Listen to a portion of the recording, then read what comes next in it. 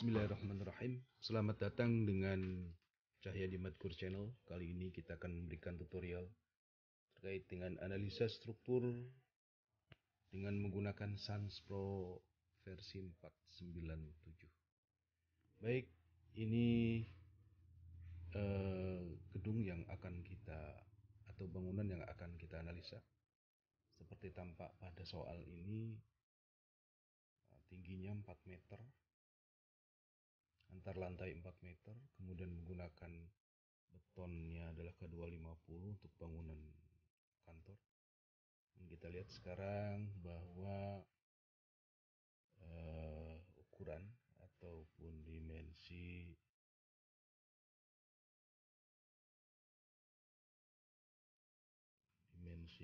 untuk bangunan seperti dilihat pada gambar. Kemudian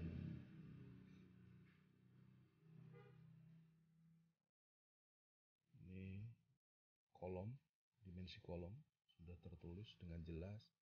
Kemudian plat ataupun balok, dimensinya sudah tertulis.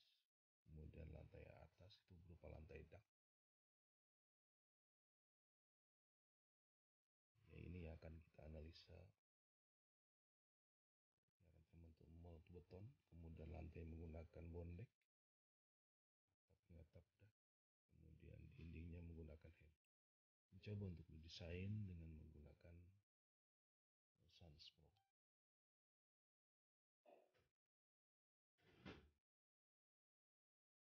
Baik, kita buka analis struktur Sans Pro-nya.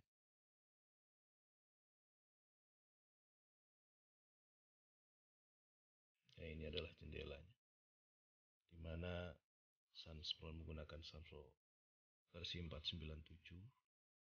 Kemudian ini perlu diketahui bahwa kita menggunakan full versi, bukan versi student tapi full versi. Baik, kita mulai.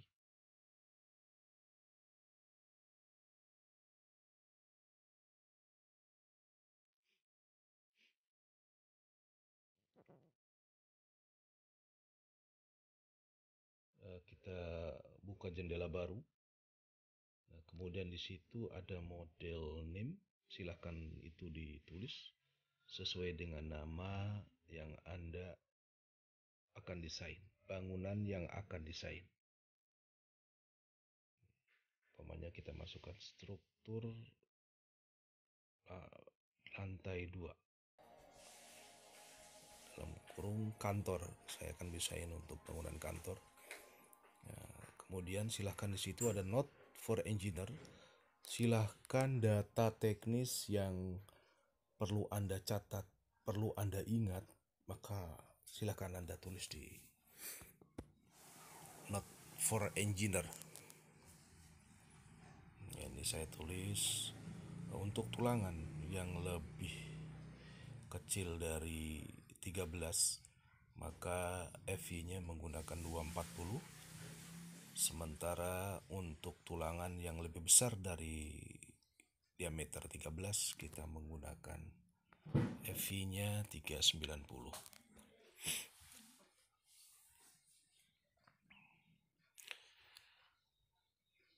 Ini sangat penting untuk mengingat pada saat mendesain. Seandainya dalam mendesain itu membutuhkan waktu yang tidak hanya sehari, maka data-data ini akan membantu kita di dalam mendesain. Makanya masukkan, catat yang data-data yang penting. Oke, selanjutnya di sini kita akan menggunakan satuan. Satuan yang akan kita gunakan adalah satuan MKS, ya. Kemudian kita lihat model strukturnya. Model struktur yang akan kita gunakan adalah model struktur 3 dimensi standar. Kemudian kita ikuti desain kode untuk struktur bangunan ini, kita menggunakan PBI 91. Ya, kita mengikuti PBI 91. Nah, silakan kode yang Anda butuhkan atau Anda perlukan Anda pilih. Kemudian SNI gempa kita menggunakan SNI tahun 2002. Nah, ini ada jendela untuk menginput data arah sumbu X dan arah sumbu Y. Nah, ini kita lihat pada gambar soal bahwa arah X itu yang jaraknya 9 meter, kemudian arah Y-nya jaraknya adalah yang 300. Ya.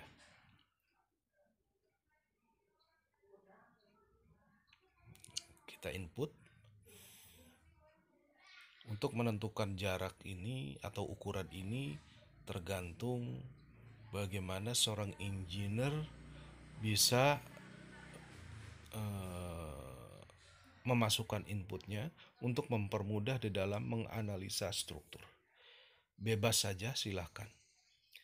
Keinginan Anda. Yang jelas ukurannya itu harus sesuai dengan apa yang ada di dalam soal. Kita ketikkan. Ini adalah untuk sumbu X. Kemudian untuk sumbu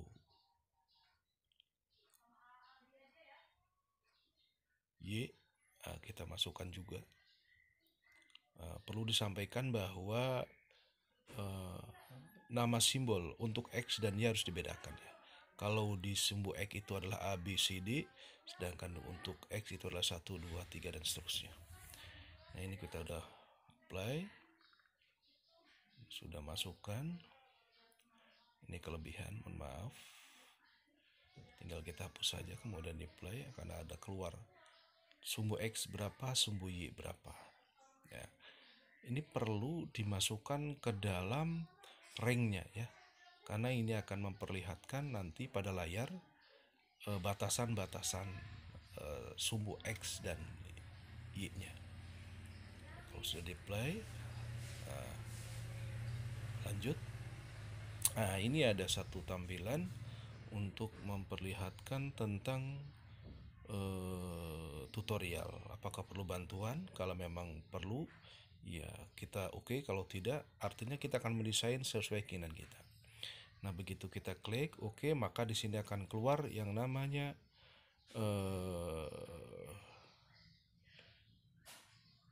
parameter bangunan ya. Berapa lantai, kolomnya ada berapa, beamnya ada berapa, dan seterusnya sesuai dengan ada yang dalam soal. Kemudian ini ada yang namanya ketinggian bangunan berapa, kemudian berapa beban hidupnya. Nah, kemudian di sini ada analisis option. Di sini analisis option perlu kita lihat bahwa yang ada kotak ini apakah perlu dicentang atau tidak tergantung kepada Anda yang akan menganalisa. Jika ini dicentang, maka bentuk baloknya adalah balok T.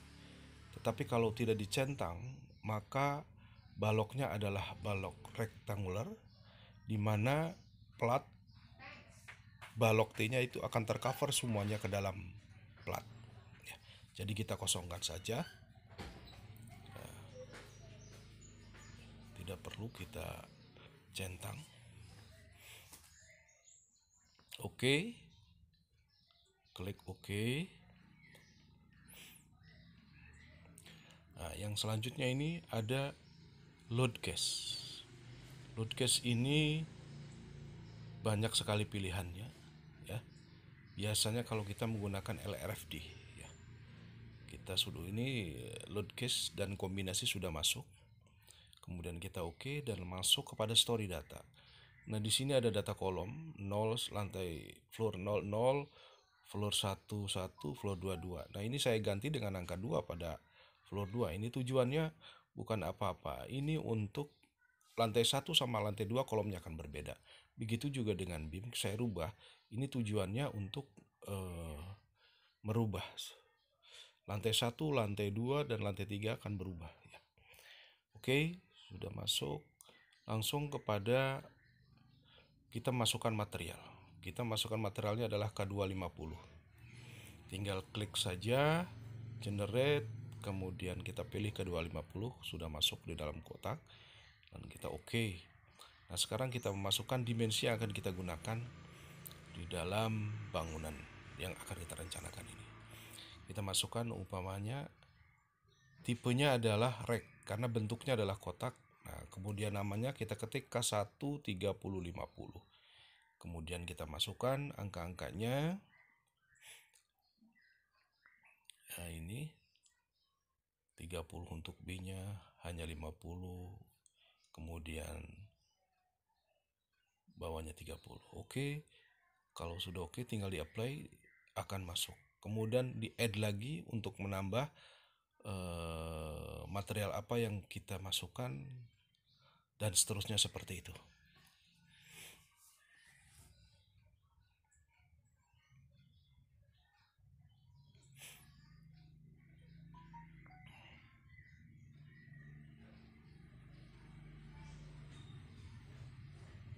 Nah, ini sudah masuk ya, sudah 2 kolom. Kemudian kita tambah lagi dengan klik add. Nah, ini kita akan masukkan balok B1 2540.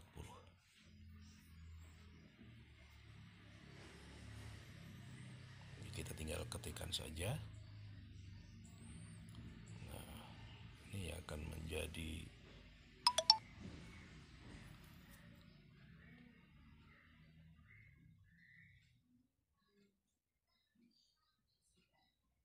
oke. Masukkan seperti yang lainnya, sama sejumlah input dimensi baik balok, kolom, dan plat yang kita inginkan.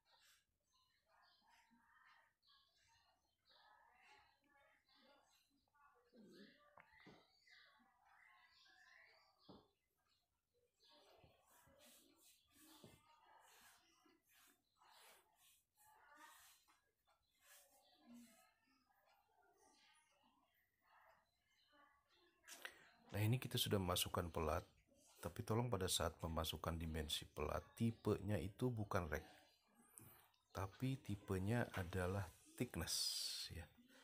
Kemudian silahkan masukkan pelatnya, pelat berapa yang akan kita input. Biasanya pelat 12 atau pelat berapa ya.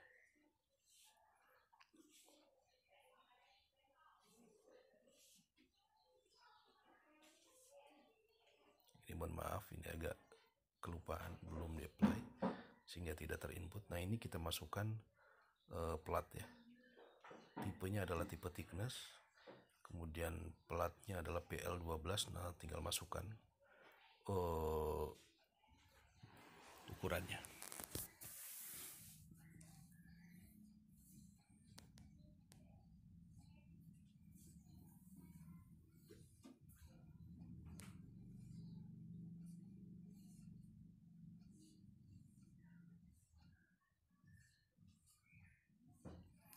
Kalau seandainya semua sudah terinput, maka kita tinggal mengklik OK saja. Yang selanjutnya akan masuk ke desain. Nah, ini desain. Kita akan mendesain kolom, balok, plat yang akan kita input. Yang pertama adalah kolom. Kita pilih di situ adalah biaxial concrete. Biaxial column kita pilih.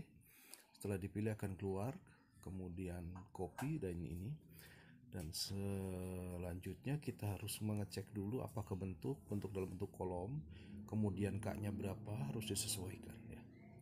Berapa diameter tulangan yang akan kita input, jangan lupa ukuran-ukurannya, karena kalau umpamanya ini lupa akan berakibat fatal nanti pada saat menganalisa.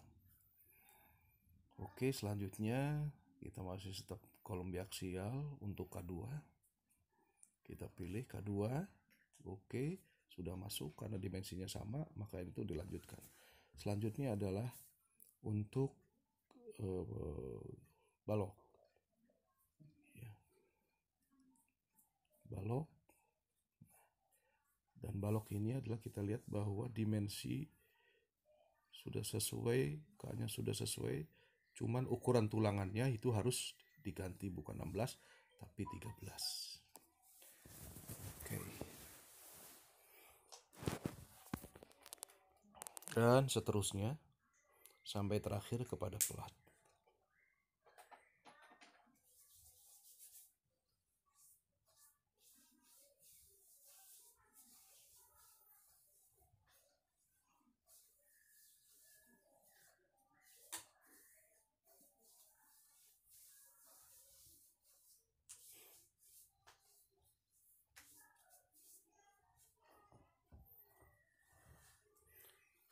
Dan yang terakhir plat. Ini adalah kita cari concrete slab atau footing. Ya, kita masukkan seperti tadi. Nah, perlu diketahui bahwa dimensi tulangannya harus kita rubah, jangan lupa. Ya.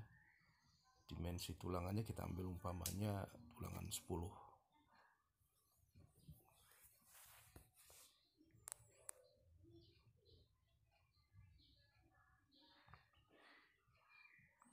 Kalau memang sudah masuk semua, sudah di-scan semua, langsung kita klik OK. Ya, untuk mengerjakan analisa selanjutnya. Nah, ini udah slab yang terakhir.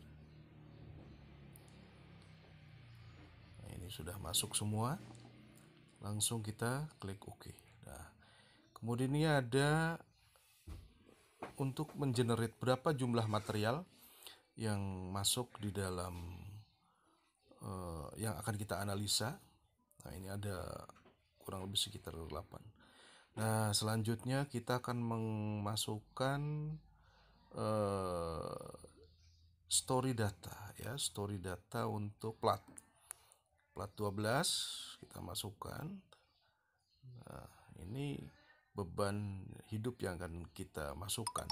Kita tinggal pilih saja bebannya apa saja. Nah, di situ kita lihat ya, kemudian beban hidup yang kita pakai kita cari, karena pertama itu di soal adalah untuk kantor atau office. Kita klik saja, secara otomatis memang sudah masuk semua. Nah, ini sudah ketemu. Kita lihat di soal bahwa di situ untuk kantor ya. Jadi cari beban hidup di sini adalah beban hidup untuk kantor. Oke, kita ini sudah masuk semua. Ini untuk plat yang tebal 12. Nah, sekarang untuk plat yang tebal 10. Ya, konkret juga kita klik. Nah, tinggal masuk. Oke, kemudian untuk menentukan dead load-nya kita tinggal centang saja apa yang ada dan apa yang tidak ada. Ya, tinggal pilih saja. Karena di situ bebannya sudah otomatis ada. Kalau sudah semua, kita tinggal klik. Nah, ini beban sudah masuk ke dalam kotak pembebanan. Kemudian untuk beban hidup, karena lantai dak itu kita cari dak yang no akses. Artinya dak itu tidak digunakan untuk apa-apa, tidak ada pembebanan. Klik sudah masuk semua. Kalau mau sudah masuk semua, nah ini kita tinggal klik OK. Nah, ini adalah petunjuk apakah ini perlu ada guides. Nah, OK. Setelah itu nanti kita mengklik garis. Nah, ini garis bantu ya, berserta titik-titiknya, koordinatnya. Nah, oleh karena itu klik pada rangka, kemudian cari ruang titik-titik perpotongan sumbu. Nah, begitu kita klik perpotongan sumbu, maka garis-garis itu akan menyatu melalui perpotongan titik sumbu. Nah, ini seperti kayak ini ya.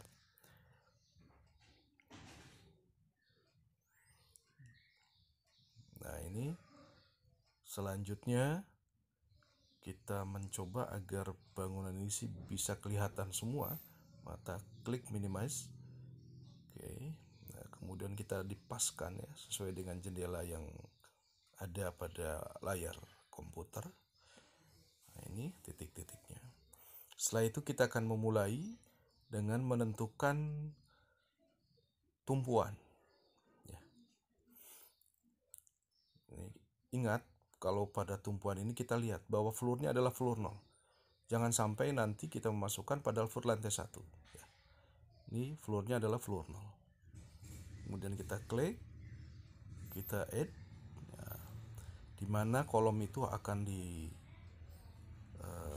ada, maka silahkan tentukan, klik titiknya dan kita tentukan model tumpuan apa yang kita inginkan. Nah, yang selanjutnya sama ya, kita menggunakan tumpuan jepit.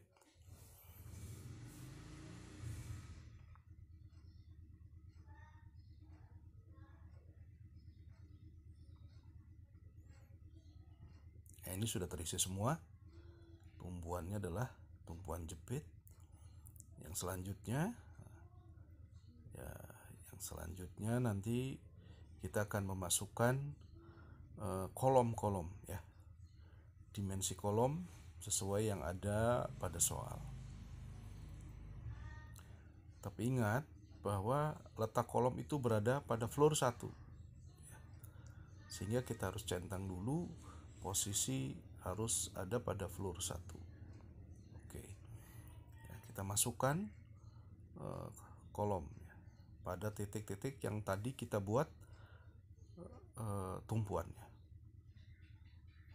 Nah, seperti ini posisi kolom. Nah, ini tergantung kepada kepintaran kita. Apakah kolom itu berada pada posisi seperti ini atau tidak. Nah, kalau umpamanya tidak, kita edit ya. Kemudian kita rubah lagi, masukkan sudutnya untuk merubah posisinya agar sesuai dengan yang diinginkan. Nah, ini sudah berbalik ya. Yang selanjutnya tinggal kita klik-klik saja ya. Nah, ini lantai 1. Nah, setelah masuk semua, kita masuk kepada pembalokan ya. Nah, untuk masukkan balok ini, karena ini sudut-sudut titik-titik koordinat masih aktif, maka kita harus matikan dulu ya, supaya tidak sampai ada beberapa balok dalam satu bentang. Oke, kita pilih balok. Nah, kita pilih balok yang akan kita tempatkan yang mana. Nah, ini seperti sudah tergambar ini baloknya. Tapi harus kita lihat dimensinya. Maka klik pada posisi yang sebelah kiri, ini adalah width-nya, lebarnya. Sudah masuk lebarnya, selanjutnya ditentukan dimensi masing-masing. Nah, perlu disampaikan bahwa penentuan balok ini adalah mulai dari kiri, kanan, atau dari bawah ke atas. Karena ini akan berpengaruh kepada penulisan ataupun keterangan yang supaya tidak berbalik dan bisa dibaca dengan enak, makanya harus dari kiri ke kanan atau dari bawah ke atas. Nah, ini untuk masukkan balok anak ya. Tinggal klik. Ini adalah balok anak.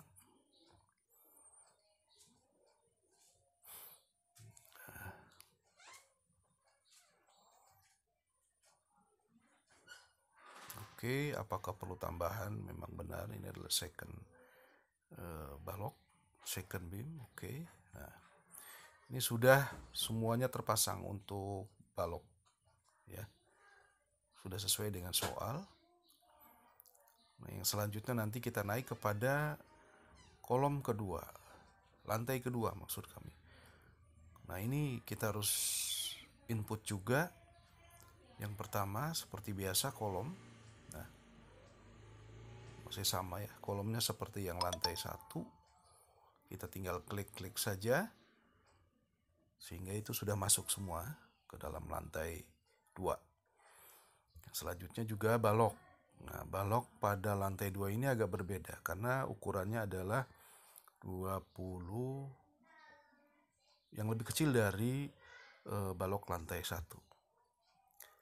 Nah, ini sudah sampaikan dari kiri ke kanan ataupun dari bawah ke atas.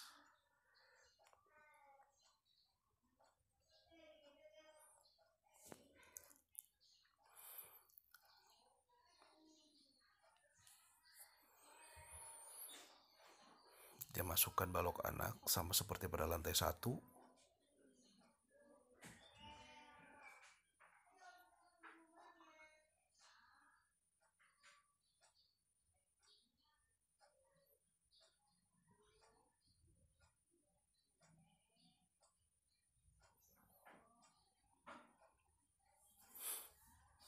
Nah, yang udah masuk semua balok di lantai 2. Sekarang kita akan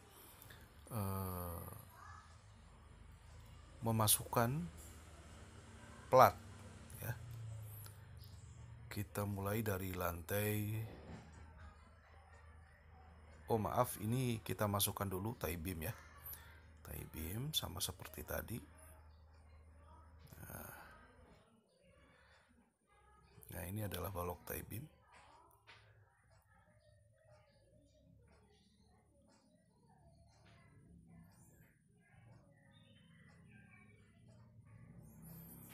Nah, ini balok tie beam sudah masuk semua.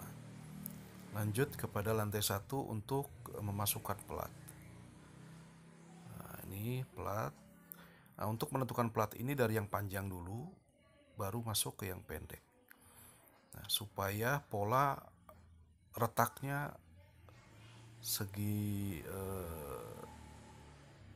sesuai pola retaknya, mohon maaf. Nah, oke, kemudian kita pilih platnya dan ini seperti ini platnya. Oke, begitu juga dengan yang sebelahnya. Oke. Nah, ini kita lihat kepada lantai 2. Kita akan membuat plat di lantai 2.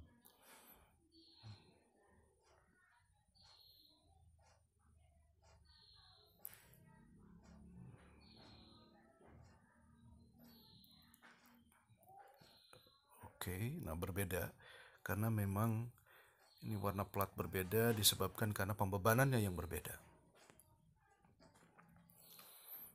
Ini sudah semua masuk platnya. Nanti kita akan memberikan beban pada balok akibat beban dinding ya.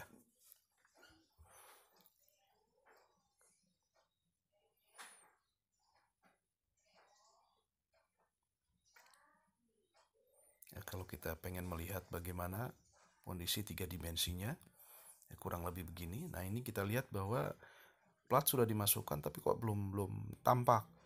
Makanya lihat di posisi sebelah kiri, kita klik saja, slabnya akan masuk semua. Ya, seperti ini.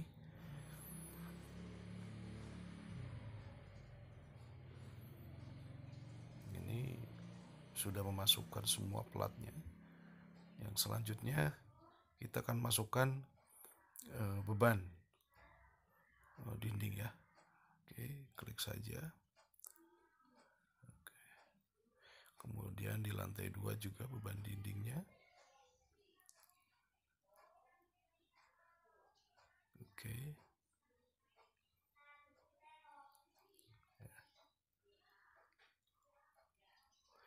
Pada beban dinding ini perlu diperhatikan beban yang akan kita masukkan itu dindingnya apa, bata ataupun hebel atau yang lain. Kita tinggal klik, dan berapa tingginya juga kita tinggal mengklik saja. Ya. Yang selanjutnya kita akan menghitung beban gempanya. Ya.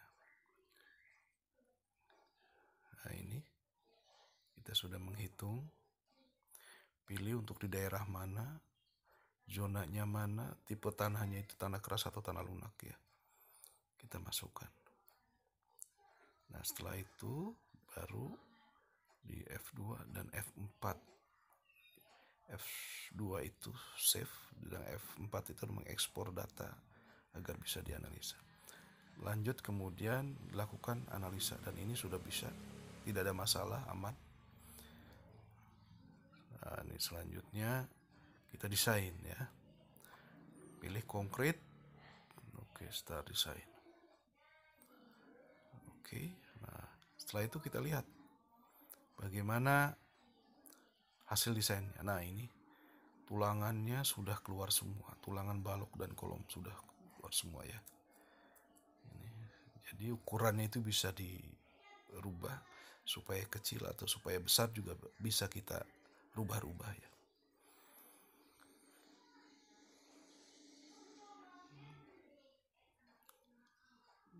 Ini pada tie-beam udah ada.